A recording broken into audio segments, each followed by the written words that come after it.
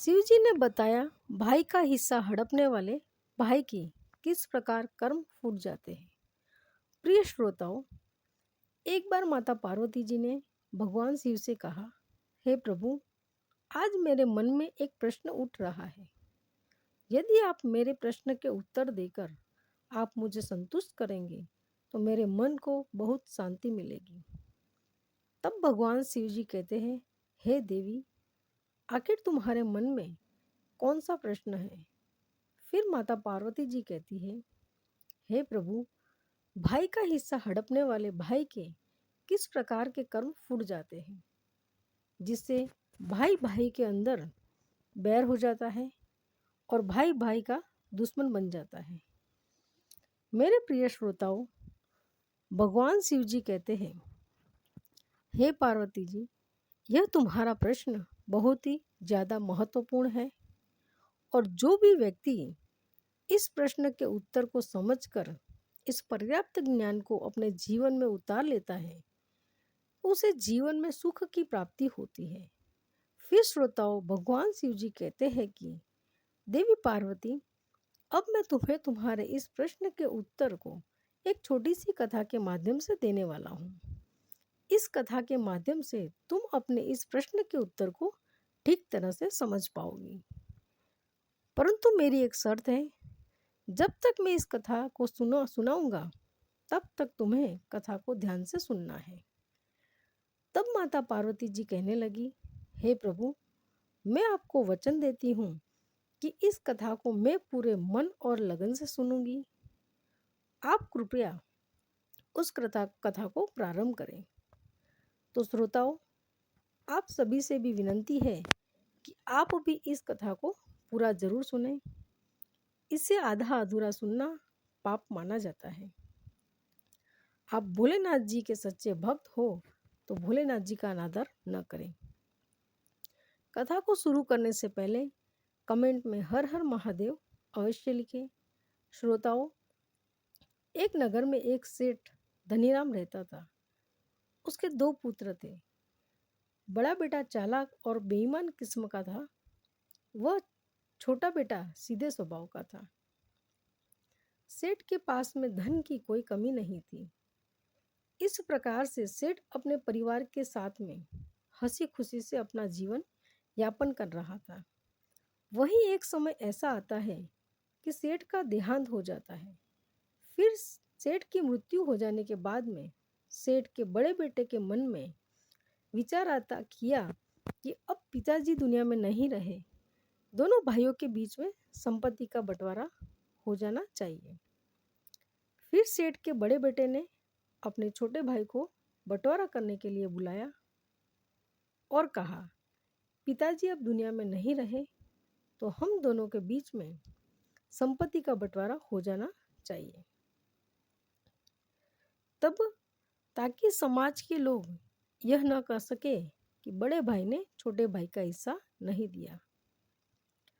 अब तुम एक काम करो, चलो साथ बैठकर बंटवारे के पहले खाना खा लेते हैं, उसके बाद में फिर संपत्ति का बंटवारा करेंगे।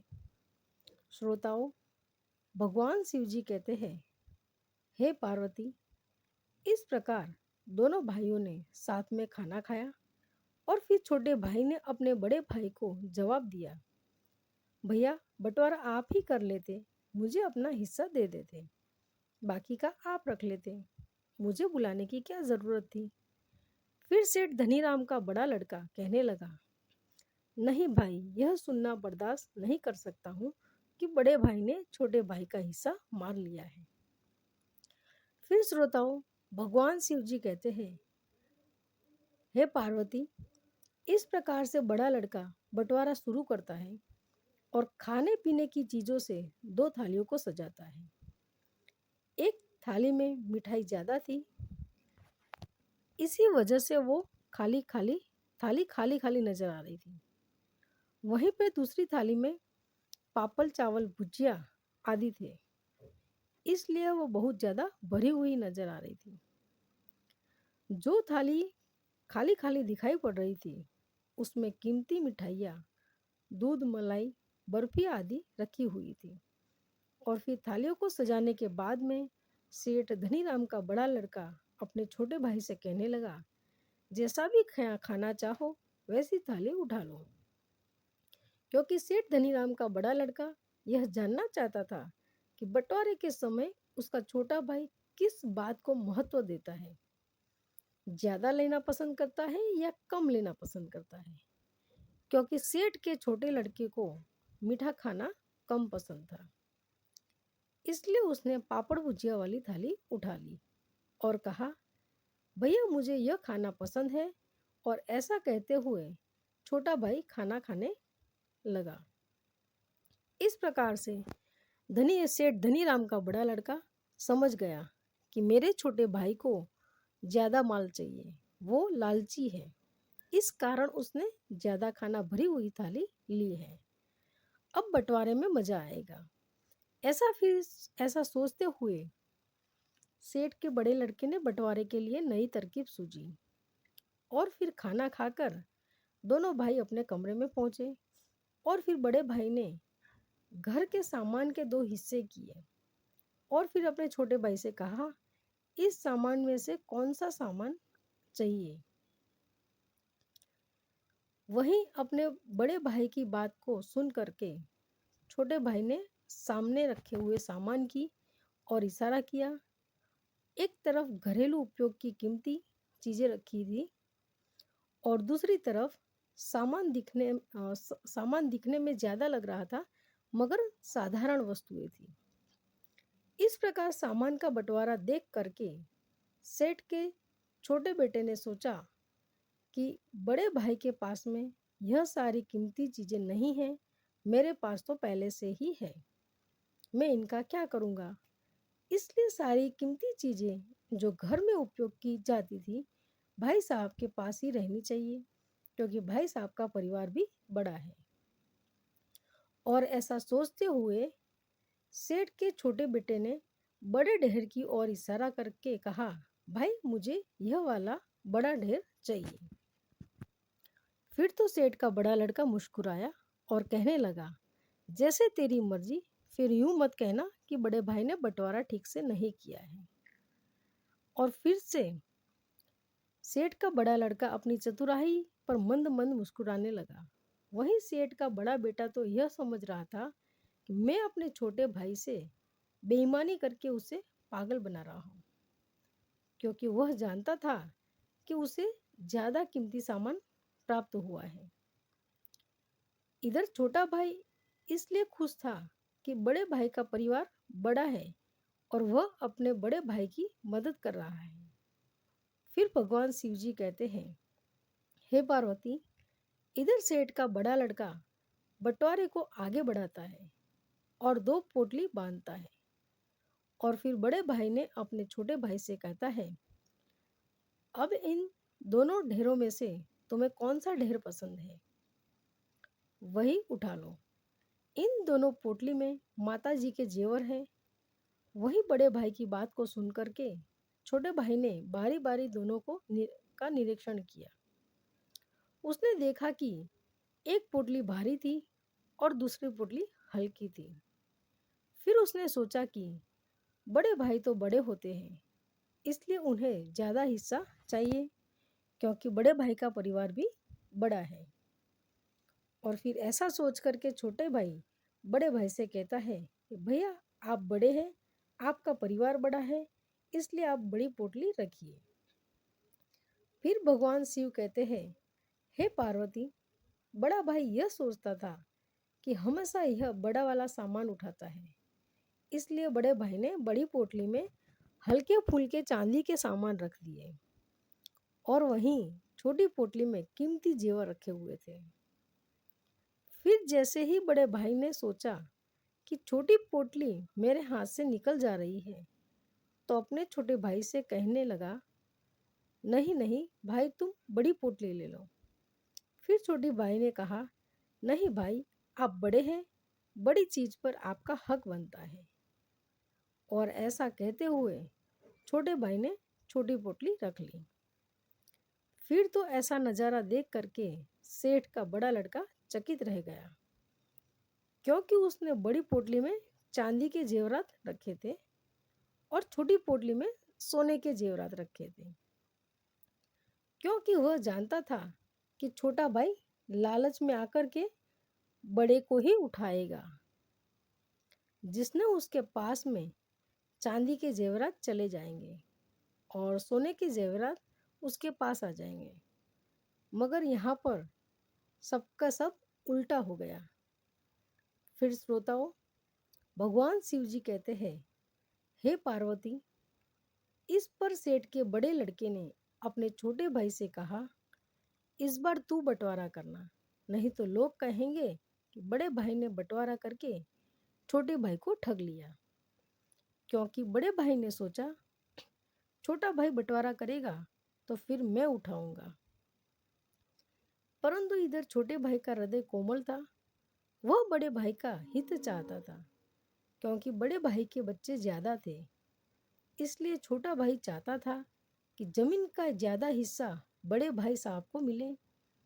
इसलिए वो अपने बड़े भाई को अपने पैतृक घर पर ले गए और अपने बड़े भाई से कहा, भाई, यहाँ अपना पैतृक मकान है। पिताजी ने आपके जाने के बाद इसे बनाया था। फिर तो सेठ के बड़े लड़के ने देखा कि एक और दो मकान और 3 मंजिला भवन खड़ा है। वहीं दूसरी ओर एक दुकान के पास से अंदर जाने का गेट है, यानी कि एक और तो बहुमंजिल भवन के साथ 2 दुकानें बनी हुई है। वहीं दूसरी ओर एक दुकान और पीछे जाने का गेट है। श्रोताओं, फिर भगवान शिव जी कहते हैं, हे पार्वती, बड़ा भाई नहीं चाहता था कि जेवरात की तरह वह ठग जाए। इसलिए उसने छोटे भाई से कहा, तुम ही बताओ मुझे कौन सा हिस्सा लेना चाहिए। फिर तो छोटा भाई कहने लगा, भाई साहब, मेरी राय में आप दूसरा हिस्सा ले लीजिए। वही छोटे भाई की बात को सुन करके बड़ा भाई सोचने लगता है, यह तो छोटा भाई होकर भी बड़े भाई को ठगना चाहता है। स्वयं तो बहुत मंजिल मकान और दुकान हड़पना चाहता है। ऐसा सोचते हुए बड़े भाई ने छोटे भाई से कहा, मेरा परिवार बड़ा है, इसलिए मैं चाहता हूँ कि यह बहुमंजिल मकान वाला हिस्सा मैं ले लूँ। इस प्रकार बड़े भाई की बात को सुन करके छोटे भाई ने कहा, भैया, आप हिस्सा लेने से पहले एक बार दूसरा हिस्सा देख लीजिए। क्योंकि छोटा भाई मन में सोच रहा था कि बड़े भाई को ज्यादा हिस्सा मिले, क्योंकि दूसरे हिस्से के अंदर 8 मकान और लंबा चौड़ा आंगन था। साथ ही बहुत सारे मवेशी भी थे। इसलिए बड़े भाई के परिवार का गुजारा अच्छे से हो जाएगा और मुझे भी बड़े भाई की सहायता करने का मौका मिल जाएगा। बस यही सोच करके छोटे भाई ने अपने बड़े भाई से कहता है कि भाई, एक बार चल करके दूसरा हिस्सा देख लो, फिर निर्णय लेना तुम्हें कौन सा हिस्सा लेना है। फिर श्रोताओं, भगवान शिव जी कहते हैं, हे पार्वती जी, जो भाई बेईमान करता है और भाई के प्रिय नियत साफ नहीं रखता है, ईश्वर उसकी बुद्धि का हरण कर लेते हैं। और फिर से बड़े लड़के की बुद्धि खराब हो गई और वह सोचने लगा कि छोटा भाई उसे ठगना चाहता है। इसलिए बड़े भाई ने कहा, मुझे कुछ नहीं देखना है, यह दूसरा हिस्सा तेरा रहा और पहला हिस्सा मेरे पास रहेगा। वहीं छोटे भाई ने कहा, भैया, एक बार सोच लो और देख लो, फिर मत कहना यह क्या हुआ। आपको ज्यादा हिस्सा चाहिए, इसलिए आप यह दूसरा हिस्सा ले ले। वहीं बड़े भाई की बुद्धि काम नहीं कर रही थी। वह जानता था कि खाली जमीन के ज्यादा हिस्से से उसका यह बहुमंजिला मकान अच्छा है। इसलिए उसने छोटे भाई की बात नहीं मानी और सभी पंचों के सामने अपने अपने हिस्से का बंटवारा लिख लिया। फिर बंटवारा हो जाने के बाद में छोटे भाई ने बड़े भाई से कहा, आपको तो 2 मंजिला मकान मिल गया, अब आप एक बार मेरा भी मकान वाला हिस्सा देख लो। और फिर ऐसा कहकर के छोटा भाई बड़े भाई को अपना हिस्सा दिखाने के लिए दुकान के पास वाले गेट से अंदर गया। आदि छोटा भाई था, पीछे पीछे बड़ा भाई चल रहा था। और फिर जैसे ही बड़ा भाई गेट के अंदर गया, उसे गेट के पीछे लंबा चौड़ा खेत नजर आया। सामने की तरफ 8 भवन बने हुए थे, कई मवेशी भी चल रहे थे। फिर तो ऐसा नज़ारा देख करके बड़ा भाई दंग रह गया और अपने छोटे भाई से कहने लगा, यह हिस्सा पिताजी ने खरीदा था। तब छोटे भाई कहने लगा, भैया आपके जाने के बाद में पिताजी ने इसे खरीद लिया था। इसलिए तो मैं आपसे बार बार कह रहा था कि आप बड़े हैं, आपको बड़ा हिस्सा चाहिए, मगर आप नहीं माने। फिर मित्रों, भगवान शिव जी कहते हैं, हे पार्वती जी, आखिरकार बड़ा भाई क्या कर सकता था, क्योंकि बंटवारा हो चुका था। और फिर छोटे भाई के महल को देख करके बड़े भाई को एकदम से दिल का दौरा पड़ता है और उसकी मृत्यु हो जाती है। इसलिए कभी भी भाई के हिस्से की बेईमानी नहीं करनी चाहिए। और जो भाई भाई के हिस्से की बेईमानी करते हैं, उनका हाल सेठ के बड़े बेटे की तरह ही होता है।